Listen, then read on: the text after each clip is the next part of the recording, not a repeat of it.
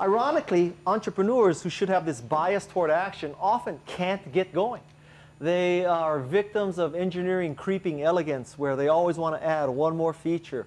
Or they're marketing people and they need that external validation. They want to prove that there's a market. They have to read one more consulting study.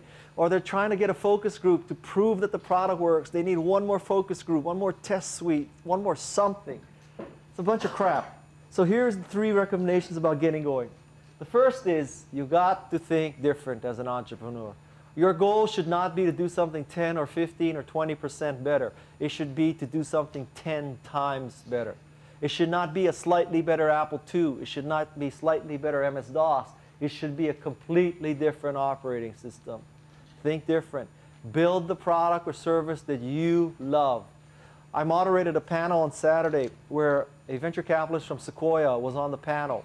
And he said that the best source of entrepreneurial talent for Sequoia, the best places and companies to fund, are people under 30 years old who are solving a personal problem. Hence Google, hence Yahoo, hence Cisco. That's the kind of sweet spot for a venture capitalist. Think different. Don't just do the 15th thing. Think different.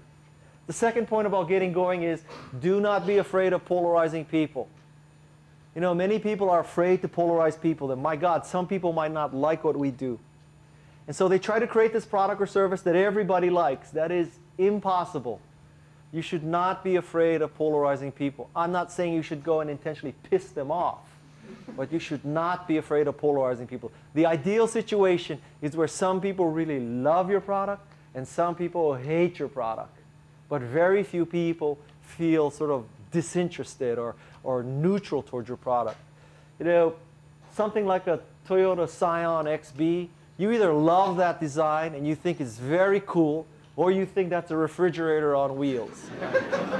But there's nothing in the middle. There's nothing in the middle. Same thing with the Mini Cooper, same thing with the Murano, same thing with the Macintosh, same thing with the Harley Davidson. Either love the product or hate the product, but don't be afraid to polarize people.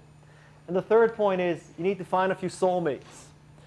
I think there's a vast myth about entrepreneurship that it's Steve Jobs changing the world single-handedly, Bill Gates changing the world single-handedly, Richard Branson changing the world single-handedly, Anita Roddick changing the world single-handedly, Mary Kay changing the world single-handedly. It's not true. It's not true. You need soulmates. You need, I think, ideally 3 people in a founding team. Because when one person falls down, you need the other 2 people to pick you up. And when one person is cold, you need other people to hug you and keep you warm. It's very hard to keep yourself warm. It's very hard to hug yourself, all right? So find the soulmate.